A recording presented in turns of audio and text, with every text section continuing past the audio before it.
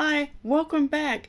Today's video, I'm going to take an image into Viveza, which is a DxO Nik Collection plugin for Lightroom or Photoshop. And I'm going to take inspiration from this image, which is actually a piece of artwork that I created that sparked the entire workshop that I ran for the Alchemist. So what I want to do in Viveza is to add a little bit of magic, some light, a little bit of sparkle, and create more of a sort of mystical lighting for this shot. So let's jump in and have a look. Okay, so I have got this image here. I've got loads of different ones that I could work with. I could also select this one. So many different options, but I thought there's so many different light points in this one, it'd be a great one to experiment with. So what I'm going to do, so this is open in Lightroom. I'm going to right click, I'm going to edit in, and I'm going to edit it in Nik 8 Viveza. Now I have already done a little bit of an edit on this, so I'm going to edit with a copy with Lightroom adjustments. So it's going to create another copy over here. So it has opened in Viveza. So you do have some presets down here, so you can play with neutral or golden hour, and that slider gives you the before and after. If you don't want that, you can just go to full screen, or you can just pull it over. I'm going to stick with neutral. I'm not going to do too much to global adjustments. And global adjustments, if you remember, affect the whole image. So if I increase my brightness, it increases the brightness on the whole image. So I don't want to do that. What I want to do, and I could play around with it a little bit, maybe increase the warmth a little bit, drop the structure down just a little bit. So I could play with it a little bit, but they're global adjustments. What I want to do is I want to come down here to the local adjustments. So I'm just going to minimize that. So I've got the local adjustments. So there's a elliptical control point. There is a control line. There is a control polygon, so you can pick where you want it to go. Luminosity masking. And then you've got color masking as well. So I'm going to start with just an elliptical control point. So what I'm going to do is I'm going to put it on this bottle, and I just tap. Now to make it smaller, I just grab these control nodes and bring it in. And if I want to move it around, I just grab that middle point. Now, what I want to do is I want to make these bottles look like they're glowing. So I'm going to bring the brightness up, the luminosity, I can bring that down, or the luminance. The chromiums will make it a bit brighter. The contrast, I can bring that down to soften it. Saturation, I could bring that up a little bit. Structure, I'm going to bring that down because I want it just like a glow. Shadow, I'm not worried about. And warmth, I could bring that up a little bit. Now I can bring that glow out a little bit more. And I can move it around. So if I have a look before, after, before, after. So you can see where I'm putting that glow. Now I want to put in another control point. So I just click on that, click on another selection,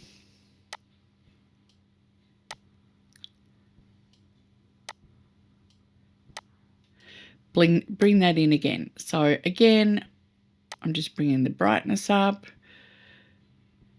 the saturation up, the structure down, the warmth up a little bit.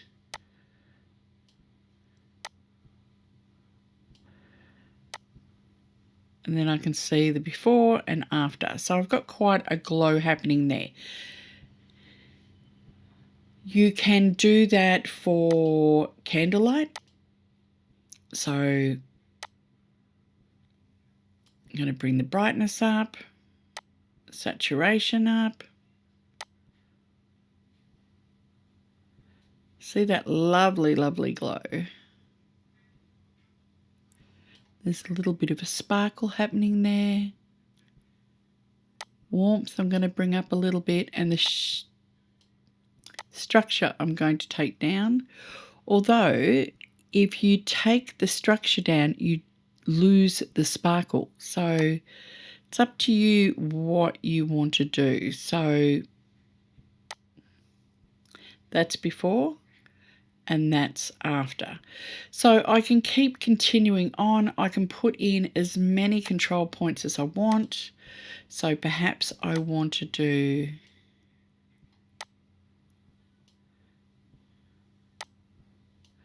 maybe I want to bring the red up on that a little bit.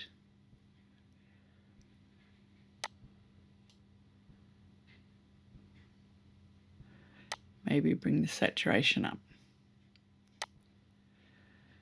So I've probably gone a little too much, so I might go back into the saturation and bring that down a little bit.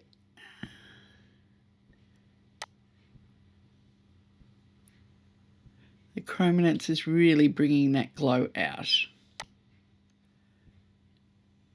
Now, I might perhaps want to add some of that to her face as well, so I can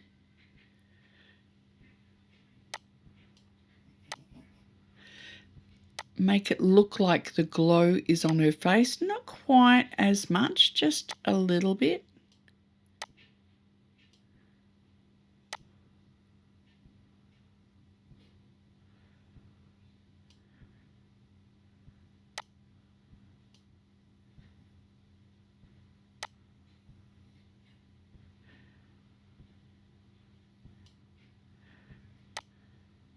Before, after. So we've got quite a few magical points happening here. I've got, of course, these bottles which we had lights put in below. So let's just try adding the polygonal. So you can shape this.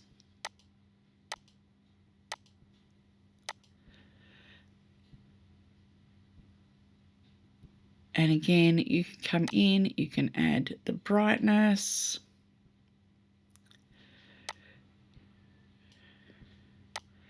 The chrominance and luminosity. I'm going to bring the structure down. It's the same as the other one. It's just because I'm at the bottom of the screen, it's flipped around. So you can play with your red, green and blue channel. You can play with your hue. So if I wanted to change the color of that, I could do that. But I want to keep that to yellow. You can add more of a glow onto that. So you can keep playing around and adding different glows and things like that to your image as you go through. Of course, if you wanted to come back to your global control points, you can do that as well. Now, it's not just light either. Perhaps you want to add some deeper shadows into something. So I'm going to come into here and just make that a little bit bigger. And what I want to do is I want to bring the brightness down, saturation down, because think of it at night when it gets dark, you tend to lose colour. And I want to bring my shadows deeper and perhaps even bring my... So again, if I look at before, after, so I've sort of darkened or deepened that area behind her, and I might come back and I might do another one in here. And you can go off the edge of the frame, that's fine. Bring the brightness down, bring the contrast up.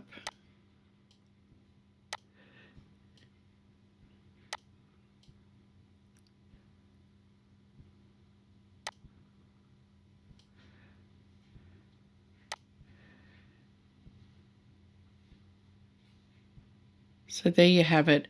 Working my way through, I can just highlight each of the little bits that I wish to with a completely different control point. If you want to bring light up from the bottom, you can do that. So perhaps I want to come with all this stuff here. I want to bring this up a little bit. So I'm just going to bring my brightness up a little bit, contrast down, structure down, shadow. Might actually deepen the shadow there, but I do want to bring the warmth up a little bit. So you can use control points, you can use control lines, you can use your polygon control point. Then you have luminosity masking that you can use as well. So you can set that and you can play with various parts of your masking. Just be careful playing with that because it can be a little bit tricky. And then, of course, you can actually set a color point mask. So if you want to mask out certain areas, so perhaps I want to mask out,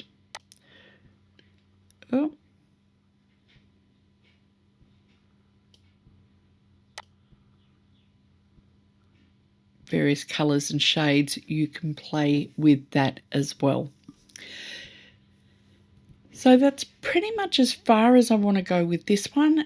Just remember, you can play with your presets. I kept mine pretty neutral. I didn't really play around too much with my global adjustments. I did play with them just a touch before I went into using them with the control points. You do have more things that you can play with your mask options, and you can play around with color toning and things like that in here as well.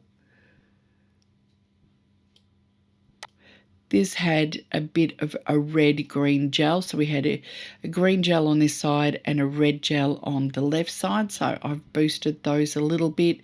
You can play with your yellow blue tone as well, just to warm that up a little bit without going too far.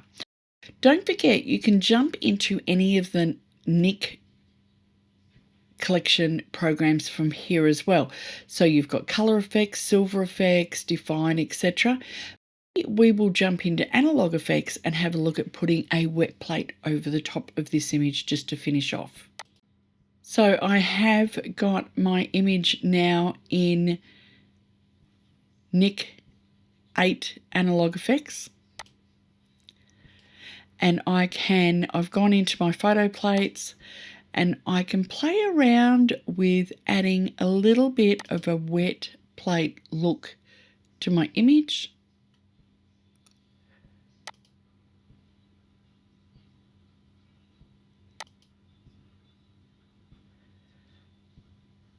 That one's quite nice, quite like that one.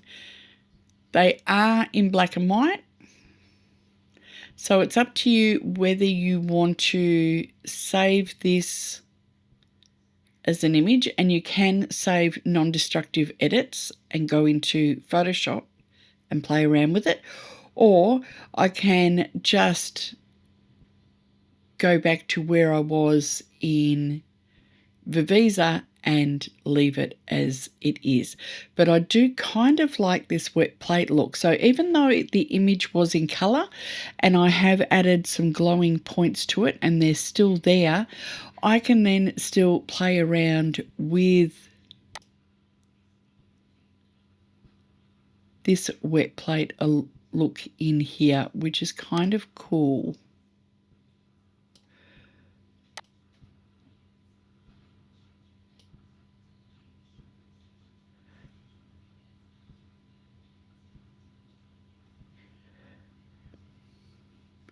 I can change my dirt and scratches. I can have dust and fluff, organic, eroded, things like that. I've got photo plate looks that I can put into here.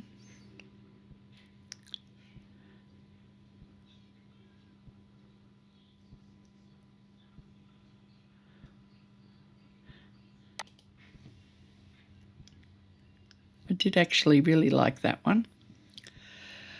You can play around with different tonings. So there's warm toning, you can have cool, black and white, neutral.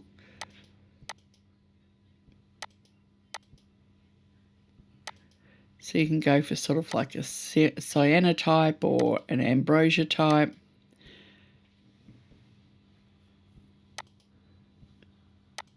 And the strength of it.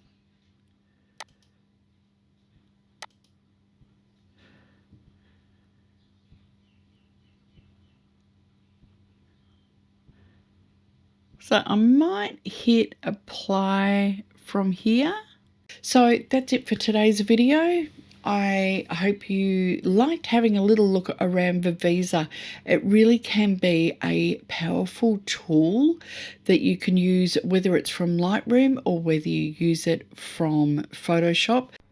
And don't forget, if you click down below, there is a discount code for any of the Nik Collection or DxO products. So that's it. Don't forget to hit like, subscribe, and I will see you next time on YouTube. Bye.